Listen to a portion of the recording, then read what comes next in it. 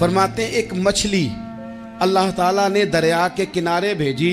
فرماتے ہیں وہ تھی تو مچھلی پر پہاڑ جتنی تھی. بخاری میں لفظ ہیں, حضرت جابر ابن عبداللہ رضی اللہ تعالیٰ عنہ فرماتے ہیں 300 آدمی 18 دن تک اس مچھلی کو کھاتے رہے, مچھلی ختم ہی نہیں ہوئی. مچھلیاں نہیں, مچھلی. کہتے ہیں 18 دن 300 بندہ کھاتا رہا, مچھلی ختم ہی نہیں ہوئی. اور فرماتے ہیں کہ اس کی ہڈی نکال کے, کانٹا کہیں گے آپ اپنی زبان میں, کہتے ہیں وہ نکال کے نا تو اس کو کھڑا کیا نا جب, تو اونٹ کجاوے سمیت اس کے بیچ سے گزر جاتا تھا. 2 اس کے کانٹے جوڑے. فرماتے ہیں وہ اس کا گوشت ہم کھاتے تھے اور اس کی چربی بطور تیل کے ہم جسموں پہ ملتے تھے. بیماروں کو اس سے سکون آتا تھا, تندرستی شفا ہوتی تھی. فرماتے ہیں ہم کھایا بھی ہم نے, اور کچھ لے کے ہم مدینے بھی گئے, اور قربان جائیں نبی پاک نے بھی اس میں سے کھایا. ہم نے عرض کی حضور یہ معمہ کیا ہے, یہ ماجرا کیا ہے؟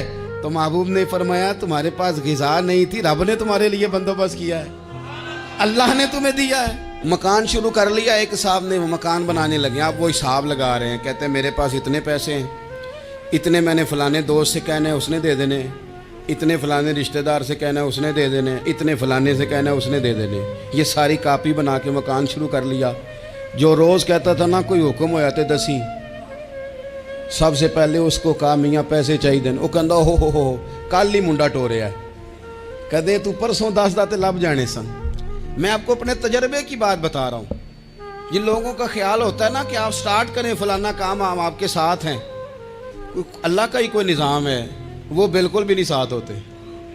لیکن ایسا نہیں ہے کہ کوئی ساتھ نہیں ہوتا. اللہ تعالیٰ بڑے اسباب پیدا کرتا ہے, وہاں سے دیتا ہے جہاں سے گمان بھی.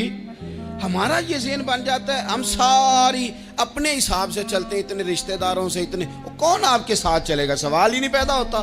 یہ سارے کام چھوڑ کے سب سے پہلے 2 رکعتیں پڑھو, اپنے رب کی بارگاہ میں, رسول کائنات کی بارگاہ میں گزارشات اور استغاثے پیش کرو, وہاں سے خیر طلب کرو.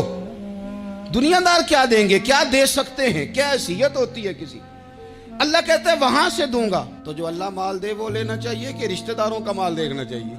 جو اللہ دے وہ لینا چاہیے کہ سیٹھوں نوابوں کی جیبیں دیکھنی چاہیے؟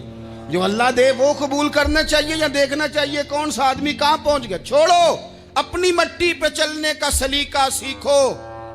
کسی کے سنگ مرمر پہ چلو گے تو پھسل جاؤ گے, پھسل جاؤ. اس پر ایک اور بات عرض کر دوں, صحیح بخاری سے, مسلم سے ایک اور بات. کچھ چیزیں ایسی ہیں جن سے اللہ کی مدد آتی ہے, مدد ملتی ہے. ایک چیز ان میں سے ایسی ہے جس سے بہت مدد نازل ہوتی, وہ ہے کہ جب رب آپ کو دے نا تو پھر آپ بھی اس کے رستے میں دیں, پھر مدد آتی ہے, پھر اور آتا ہے. بخاری مسلم میں حدیث ہے, یہ زیادہ ہی توجہ طلب امر ہے, اس پر آپ غور کریں گے. حضرت ابو ہریرہ فرماتے ہیں کہ نبی پاک علیہ السلام نے فرمایا ایک شخص نے بادلوں کے اندر سے آواز سنی کہ فلاں آدمی کا کھیت اور باغ خشک ہو گیا ہے, وہاں برسو اور اس کے کھیت کو سیراب کرو. وہ بڑا حیران ہوا کہ بادل سے آواز آ رہی.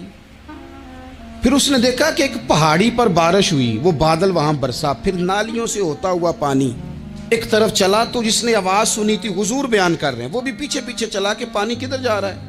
اس نے جا کے دیکھا کہ ایک مقام پہ ایک باغ کو وہ پانی لگ رہا ہے اور ایک آدمی وہ پانی لگا رہا ہے. اس نے اس سے پوچھا تیرا نام کیا ہے؟ اس نے کہا کیوں؟ کہنے لگا بتا نا. اس نے نام بتایا تو کہنے لگا یہی تو وہ نام ہے جو میں نے بادلوں کے اندر سے سنا ہے کہ فلاں کے کھیت کو پانی دے دو. اس نے کہا یار تو کیا عمل کرتا ہے کہ اسپیشل تیرے لیے بارش برسے. یہ بخاری پڑھ رہا ہوں, سیاستہ سے حدیث عرض کر رہا ہوں. اس سے پوچھا تو کیا کام کرتا ہے کہ جناب اللہ تبارک و تعالیٰ کا حکم کرم آیا کہ خاص تیرے لیے پانی برسے اور تیرے کھیت کو سیراب کرے. تو اس نے کہا چھوٹا ذمہ دار ہوں, پر جب فصل اگتی ہے تو 3 حصے کرتا ہوں. ایک حصہ اپنے بال بچوں پہ, بہن بھائیوں پہ خرچ کرتا ہوں, ایک حصہ پورا, اور ایک حصہ دوبارہ کاشتکاری پہ لگاتا ہوں, اور تیسرا حصہ خالص میں نے مسکینوں, یتیموں اور غریبوں کے لیے رکھا ہوا ہے.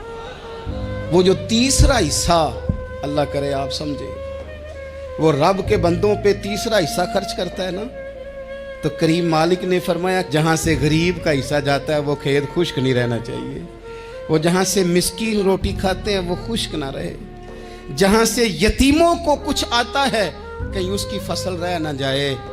میں اور آپ بھی اگر اپنے مال میں مسکینوں، یتیموں، غریبوں کے حصے رکھ لیں گے تو فصلیں خشک نہیں رہیں گی، ان کے اندر تازگی آئے گی، نور آئے گا، کرم آئے گا، خاص کر خدا کی رحمت برسے گی۔ مدد اللہ سے چاہیں، اپنی توجہات کا مرکز رب رسول کی ذات کو بنائیں، پھر آپ محسوس کریں گے کہ بڑی جلدی اللہ تعالیٰ کی مدد آنے لگی ہے۔